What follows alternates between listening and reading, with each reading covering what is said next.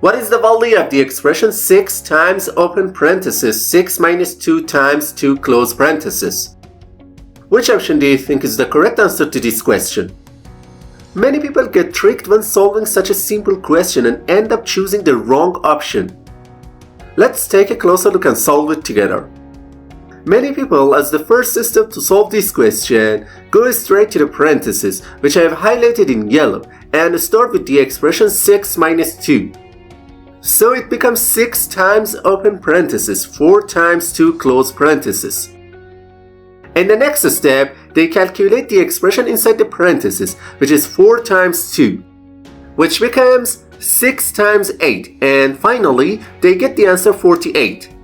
Then, without any hesitation, they quickly say that option D is the correct answer to this question. But it's not the correct answer. To solve this question correctly, we need to follow the PEMDAS rule. In this rule, P stands for parenthesis, E stands for exponent, M stands for multiplication, D stands for division, A stands for addition, and S stands for subtraction.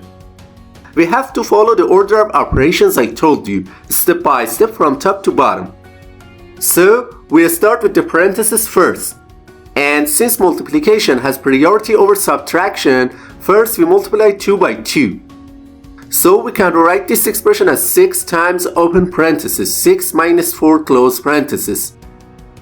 In the next step, we do 6 minus 4 inside the parenthesis, which gives us 6 times 2. And finally, it equals 12.